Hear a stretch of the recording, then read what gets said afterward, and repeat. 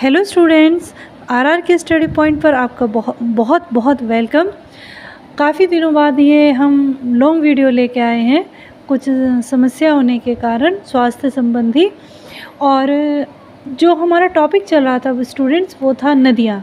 नदियों के बारे में मैंने आपको पहले बताया था कि इसका उद्गम स्थल किसे कहते हैं, डेल्टा किसे कहते हैं, एस्चुरी किसे कहते हैं।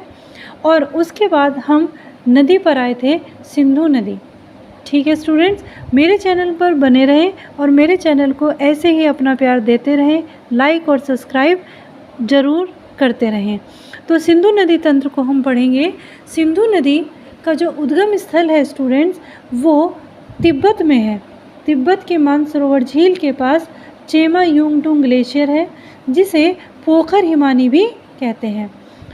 यह जो नदी है तिब्बत से निकलती है और भारत के एक केंद्र शासित प्रदेश लद्दाख से होते हुए पाकिस्तान में ही अरब सागर में अपना डेल्टा बनाती है। यह नदी जब तिब्बत से भारत में आती है तो वो जो स्थान है जहाँ से भारत में एंट्री करती है वो चमकोर है और लद्दाख से बहती है। लद्दाख में दो जिले हैं, एक तो लेह और दूसरा कारगिल। इन दो ज़िलों से होते हुए यह पाकिस्तान में एंट्री करती है। और जहाँ ये पाकिस्तान में एंट्री करती है स्टूडेंट्स, वहाँ वो स्थान चिल्लास के नाम से जाना जाता है। चिल्लास कहाँ पर है स्टूडेंट्स? पाकिस्तान में। और यहाँ से होती हुई यह नदी अरब सागर में गिरती है। कहाँ गिरती है? अरब सागर में गिरती है और यहीं पर यह अपना एक बड़ा उपजाऊ डेल्टा बनाती है। यहाँ ये जानना ज़रूरी है क्वेश्चन की दृष्टि से कि यह नदी कितने क्षेत्रों में अपना अपवाह तंत्र बनाती है, यानी कि कितने देशों से होकर यह नदी बहती है। तो यह तो मुख्य नदी है, लेकिन इसकी सहायक नदियाँ भी इसे सपोर्ट करती हैं। जैसे हम अगर देश की बात करें तो तिब्बत से तो ये निकलती है, फिर भारत की ये लद्दाख से होकर बहती है। कहाँ से? लद्दाख से।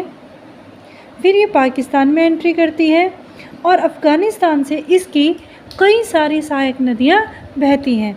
तो यह स्टूडेंट इस तरीके से चार देशों में अपना एक बेसिन तैयार करती है। चार देशों से ये बहकर चलती है और इतना बड़ा ये अपना बेसिन को तैयार करती है। ये मैंने लिखा भी है समझाने के साथ साथ, ताकि अगर आपको अपना नोट्स बनाना हो तो आप इस पोर्शन से अपना लिखकर नोट्स भी तैयार कर सकते हैं। यह नदी तिब्बत से निकलती है चमकोर के निकट। यह नदी तिब्बत से भारत में प्रवेश करती है। कहाँ से? चमकोर से।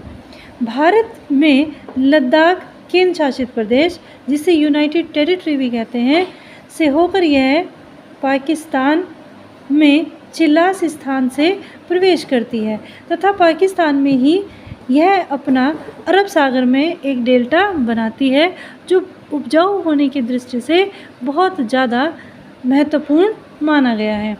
कई सौ साल पहले यह नदी, ये ऐसे अवशेष मिले हैं कि यह नदी गुजरात में यहाँ पर डलती थी, लेकिन इस नदी ने समय के अनुसार अपना मार्ग धीरे धीरे बदल लिया और यह आज वर्तमान में पाकिस्तान में गिरती है। अगर हम बच्चों की सहायक नदियों पर आएँ तो सहायक नदियों को दो भागों में हम पढ़ते हैं, दाएं हाथ की नदी और बाएं हाथ की नदी। यानी कि जिस ओर नदी बह रही है, अगर हम उसकी तरफ मुँह करें तो उससे ही पता चलता है कि नदी का दायां और बायां कौन सा है। अगर सिंधु नदी ऐसे बह रही है तो यह इसका राइट हैंड है और यह इसका लेफ़्ट हैंड है।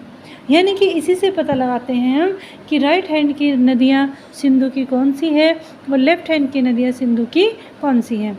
तो पहले हम बाएं हाथ की नदियों पर आ जाते हैं स्टूडेंट्स। बाएं हाथ की नदियों में 5 नदी बहुत महत्वपूर्ण है, जैसे कि सतलज, व्यास, रावी, झेलम और चिनाब। चिनाब नदी सिंधु तंत्र की सबसे बड़ी सहायक नदियों में गिनी जाती है। कौन सी में? सबसे बड़ी सहायक नदियों में इसका नाम आता है। और अगर हम दाएं हाथ की नदी ले लें, दाएं हाथ की, ये बच्चों पर अफ़गानिस्तान भी है, तो ये नदियाँ अफ़गानिस्तान से, पाकिस्तान से होते हुए सिंधु नदी में मिलती हैं। इन नदियों का नाम है जास्कर, सोहन, सियोक, गिलगित, काबुल, गोमल, कुर्रम, तोची। तो ये नदियाँ पूछी जा सकती हैं, जैसे कि एक एग्ज़ाम में तोची पूछी गई है कि तोची किसकी सहायक नदी है, मुख्य सहायक नदी है, तो ये सिंधु की मुख्य सहायक नदियों में गिनी जाती है। तो स्टूडेंट्स, ये सिंधु नदी का सिर्फ केवल सिंधु नदी के बारे में आज आपको बताया है, और अगली वीडियो में हम इसकी सहायक नदियों के बारे में चर्चा करेंगे।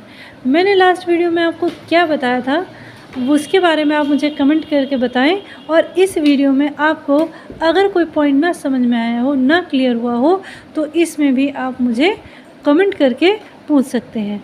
मेरे साथ मेरे वीडियो पर, मेरे चैनल पर ऐसे ही बने रहें और मेरा साथ देते रहें। Thank you students.